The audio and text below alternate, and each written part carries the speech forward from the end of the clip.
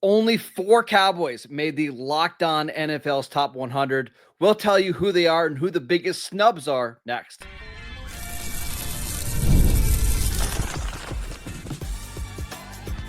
You are Locked On Cowboys, your daily Dallas Cowboys podcast.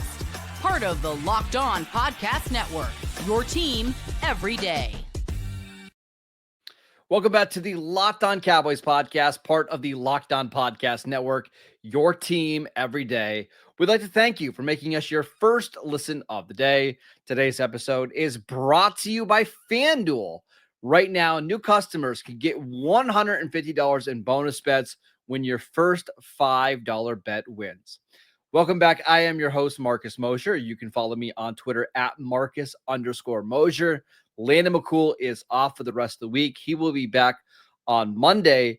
But on today's show, we are breaking down the NFL top 100 rankings done by the Locked On NFL hosts. We did have 4 Cowboys who made the list, and we're going to go through them one by one. This was a really fun exercise. We spent a lot of time on it over the last couple of weeks. I took 2.5 hours trying to get this list right, but it's always fun to see how the other 31 podcasts and how all the different hosts value certain players across the league. There's obviously some disagreements, but I think for the most part, they did a pretty good job of nailing at least the top 10 or so players. And let's start with that list. So at number 1, it's a little interesting. Lamar Jackson, number 1, Patrick Mahomes, number 2, Josh Allen, number 3. 3 quarterbacks to kick off our list. At number 4 is Myles Garrett. We'll get to him in a second. Joe Burrow at 5, Justin Jefferson at 6, Jamar Chase at 7, and our first Dallas Cowboy on the list, Micah Parsons, their edge rusher. He comes in as the second ranked edge rusher on this list, which I have no problems with at all. You look at all the advanced stats, whether it's win rate, pressures, hurries, quarterback hits, double team rates. Myles Garrett and Micah Parsons are always right next to each other. Usually, Myles Garrett is just slightly ahead. No problems at all that way. I love that the Locked On hosts are valuing that kind of stuff, those analytics, rather than looking at like pure sacks or tackles for a loss. Much, much better job by the Locked On hosts. Then to round out the top 10, Patrick Surtain and Saquon Barkley at 10. Let's talk about Micah Parsons, because I think this is a really interesting ranking. I'm honestly, I'm sort of surprised that he's the second ranked defensive player. Not surprised again, second ranked edge, but the second ranked defensive player. But that's noticeable. I think what he's done over the last couple of years, he's really established himself as one of the franchise cornerstones across the NFL.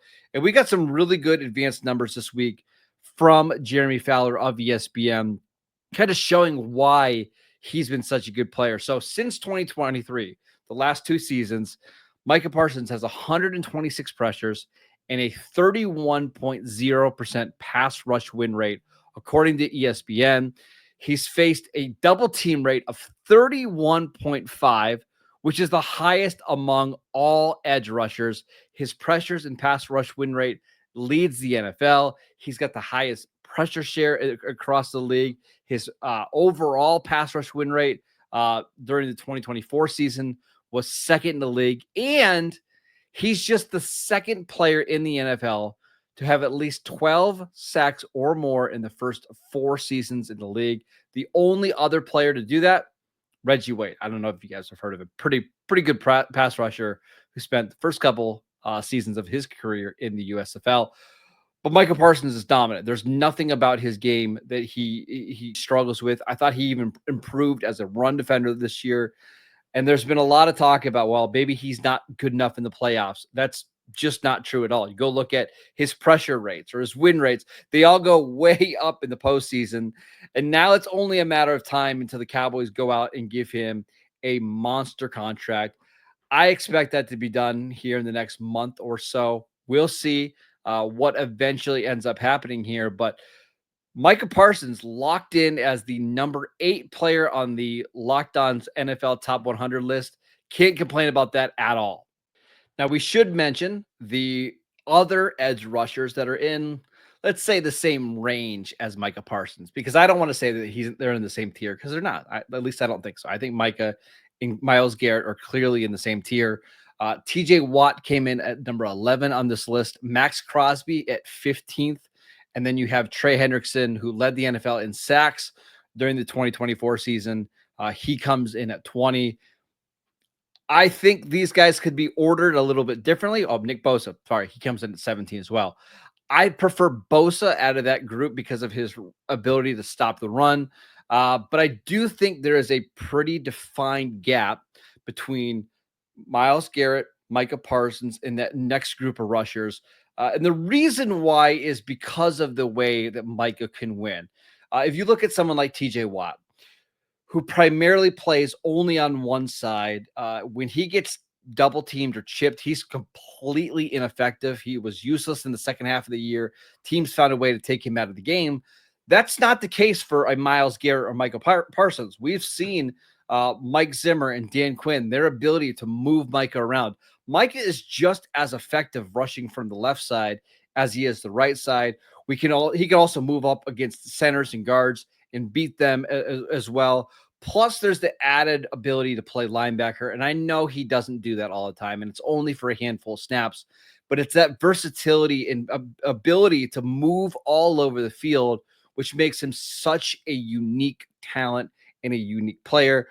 And frankly, when you turn on the tape, those two guys just move differently than everybody else. Like, it doesn't take a lot to see that, hey, this number 11, I've never seen a pass rusher move like that. So I think even if fans who maybe don't pay as close to attention as the Cowboys to the Cowboys as we do, recognize that Micah Parsons is just different. And I remember talking to a couple Bengals fans after the Cowboys played the Bengals last year. And this is a franchise that plays against Myles Garrett and TJ Watt and Trey Hendrickson, and their fans were shocked at the way that Micah Parsons moved. He's just different. He's a different dude than everybody else in the league. He's only 26 years old, and it's crazy because he continues to get better and better at this position. Remember, he was a full-time off-ball linebacker coming out of Penn State. He skipped his junior year due to the COVID season. He just has not played a lot of edge rusher in the NFL, and he's already the clear-cut number 2 edge guy behind Myles Garrett. I still think there's another level that Micah Parsons can get to, and we just haven't seen that yet. And maybe with some better talent on the defensive line, with it like an Oso Digizua stepping up, maybe Dante Fowler coming back. They're hoping Donovan Ezeraku can be that other guy. I think if the Cowboys can get some other guys in this defensive line to take some of the pressure away, take some of these double teams away, you're going to see Micah get into the 18, 19, 20 sack range.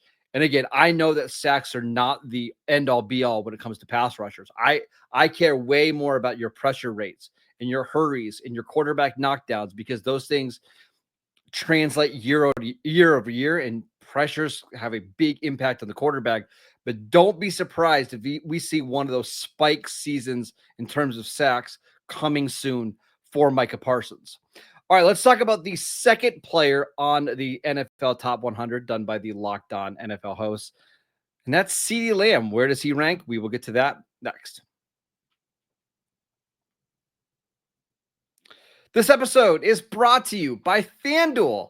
Summer sports are in full swing, and whether you're about baseball under the lights, golf on the green, or high-stakes soccer action, FanDuel is the best way to make every game even more exciting. You're already following the action. Why not make it just a little bit more thrilling? With FanDuel, you can get in on the game while your friends are out getting sunburned at the beach.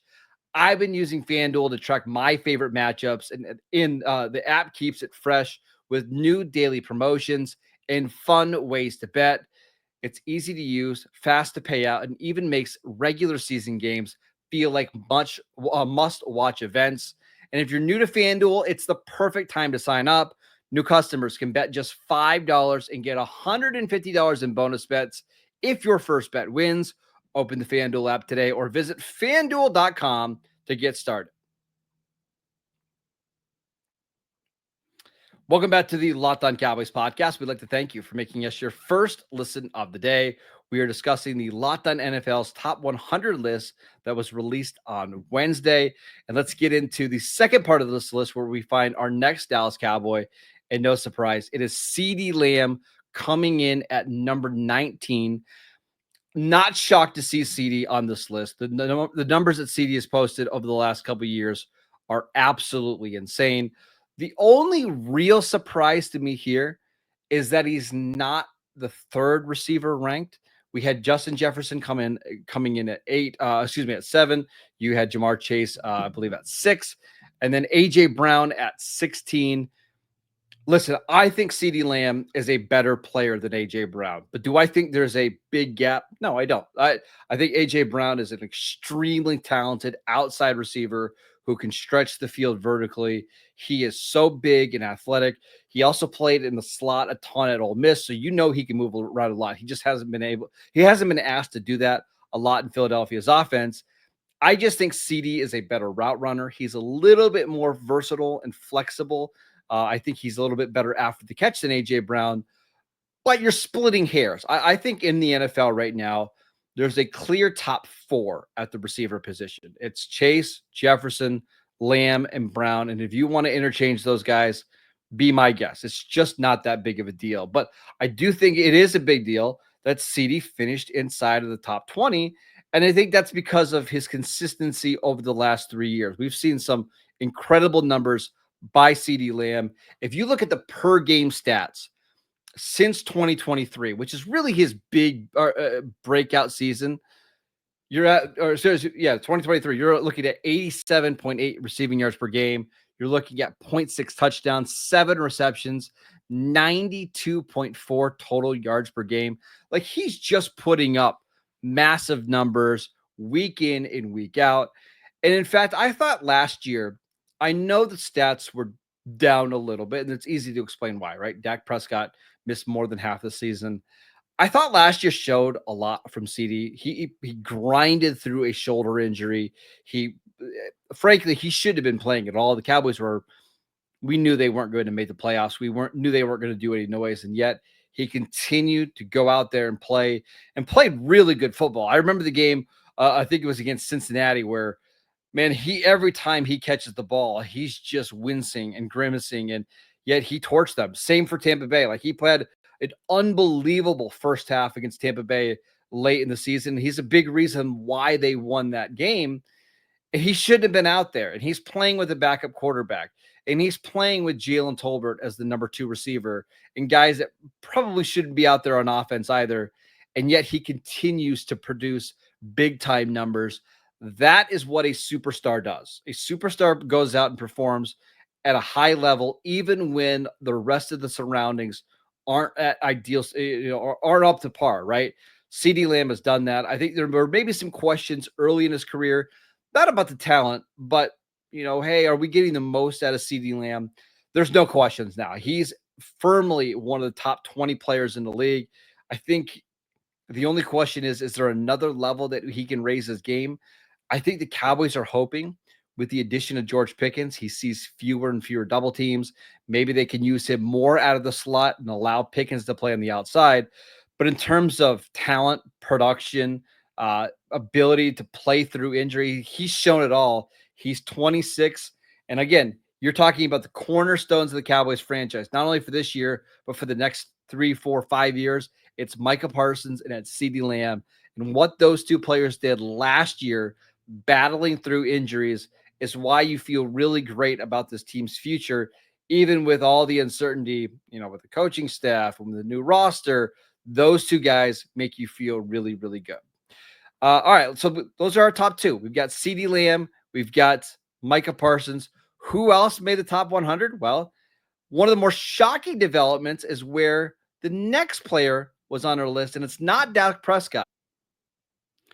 Brandon Aubrey is the next player on the list for the Dallas Cowboys. And listen, I kind of get it, right? Like, yes, Dak Prescott is a more valuable player because of the position he plays. Tyler Smith is going to be one of the highest paid guards in football over the next year, 2 years, whenever Stephen Jones and Jerry Jones get around to that contract. You had Daron Bland's an all-pro corner. Trayvon Diggs is an all-pro corner. Like, I get all of that. But how many players in the NFL are better at their respective job than Brandon Aubrey? Honestly, it's not very many. Look at what Brandon Aubrey did last year. So actually, the numbers go down a little bit. He was 40 of 47. He made 85% of his kicks. But then you remember how many times the Cowboys would try these insanely long field goals, these, 58, 62-yard field goals. Like, they would trot him out there in any situation. But since joining the Cowboys in 2023, he is 76 of 85. And the number of 50-yard attempts is ridiculous. 27 kicks of 50 or more yards in 2 years. And he's 24 of 27. 24 of 27. And his the last 2 years is 60 in 2023 and 65 in 2024. I mean, he is just an absolute weapon. He's also a weapon in the kickoff game. Bones Fossil was having him do some pretty cool stuff with the new kickoff rules and trying to put the ball in certain spots. But he just gives the Cowboys such an advantage at the kicking position. And I think this year with the new kickoff rules and where touchbacks are going to be, you're only going to need to get 20, 25 yards for Brandon Aubrey to be in field goal range. And that is such a luxury to have. And to know that, hey, there's like a 90% chance that he's going to nail any kick over 50 yards. It is truly remarkable. So I love that Brandon Aubrey is getting the respect around the league. Am I shocked to see him ahead of Dak Prescott, ahead of Tyler Smith? Absolutely. Like, I don't know if I would have put him this high, but you can make an argument in terms of like who is the actual best player at their position in the NFL. Brandon Aubrey, I think, is the best kicker, especially with Justin Tucker now off the Ravens and all his legal issues. The only other kicker in the league that I would say is on that same level is Chris Boswell. He doesn't have quite the same leg as Aubrey. I think he's a little bit more consistent under 50. I think he's a little better kicking in some bad weather. But Brandon Aubrey is a phenomenal player, and I'm glad that he's getting the respect that he deserves. All right, we've got one more player to discuss, and yes, you know who it is, Dak Prescott. But where does he show up on this list, and who else should have made the Locked On NFL Top 100? We will get to that next.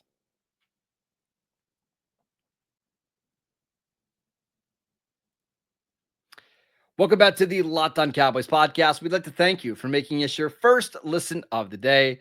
The Locked On NFL Top 100 is here, voted on by the NFL host of the Locked On Podcast Network. Our Top 100 was formed by experts that cover these teams and players every day, like Landon and myself. Find the full list on Locked On Sports Today on YouTube or wherever you get your podcasts. We're obviously talking about that here right now. CeeDee Lamb, Micah Parsons, Brandon Aubrey, the first three players in the list. And then the fourth, of course, is Dak Prescott coming in at 93 on this list, which feels low. I mean, I get it. On one hand, Dak Prescott had a down 2024 season. He dealt with injury. He missed the final 9 games of the season. He's coming off a hamstring injury. He's a little bit older. Even in the first half of last year, I don't think he played his best football. Now, I do think there were games he played really well. Like, I think the Pittsburgh game, he had some turnovers, but the final drive was absolutely amazing. I thought he played pretty well in some of the other games, like the Saints game and the Ravens game, where the defense was just awful.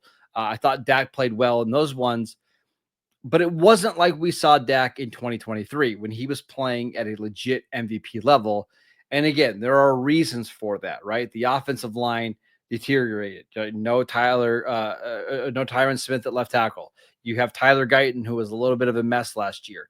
Zach Martin missed most of the year, or got hurt in that Houston game, and we never saw him again.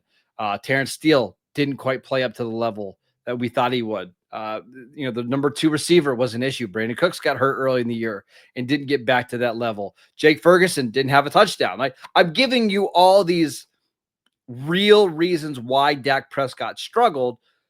On the other hand, he just didn't play that well. I think he was trying to be too aggressive. He was trying to overcome a bad defense, and that led to Dak Prescott making some throws that he shouldn't have made. Again, referencing that Pittsburgh game, he played really well, but there were some throws that you just scratch your head thinking, what was he thinking? Like these guys weren't open. Why take that much of a chance in a game where your defense is actually playing well?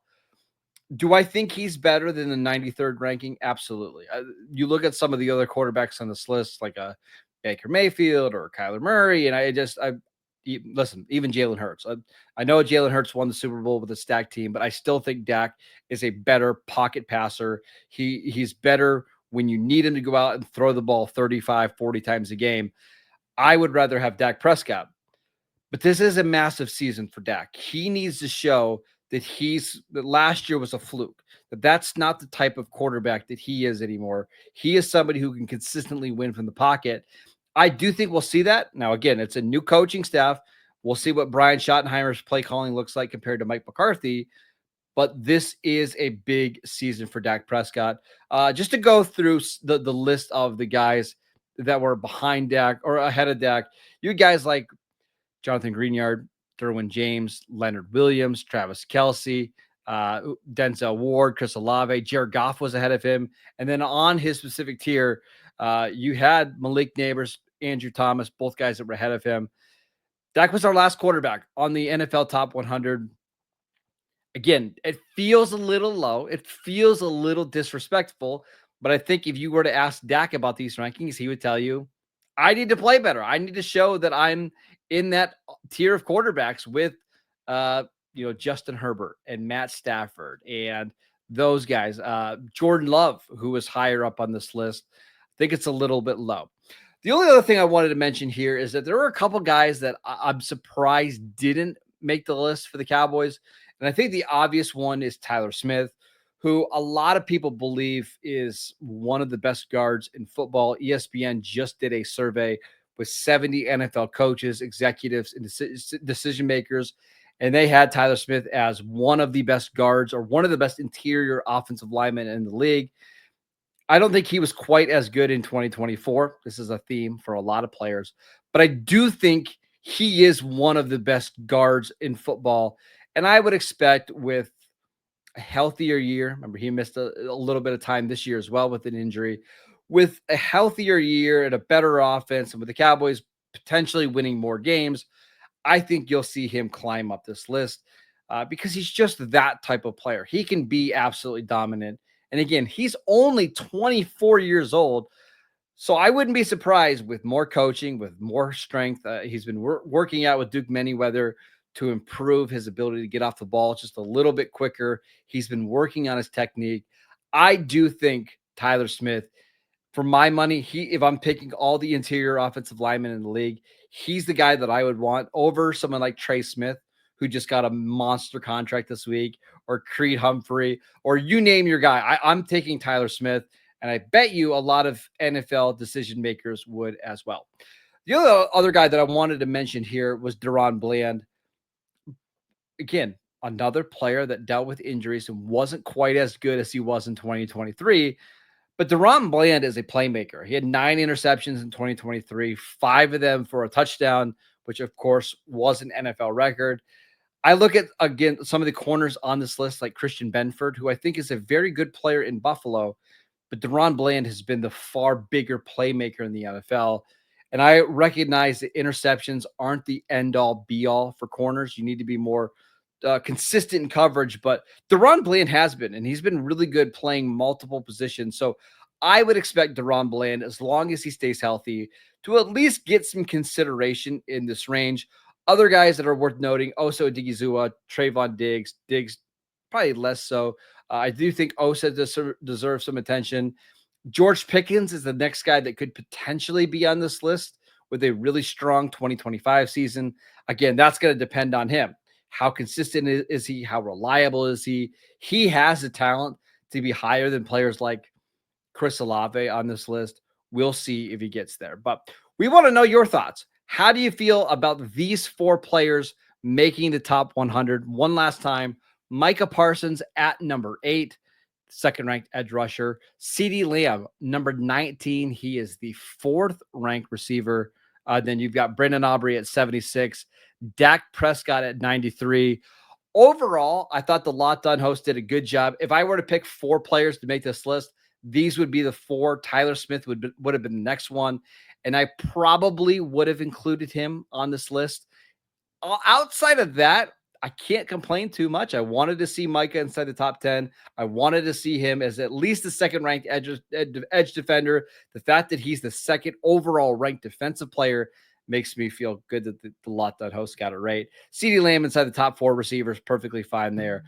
Overall, a pretty good list. Make sure you go check out the NFL Top 100 on Locked On Sports today. They'll have the full rankings. There's arguments, including one about where Travis Hunter finishes on this list. I know that was a big disagreement for Locked On hosts, a guy that's never played a snap in the NFL, already inside the top 100.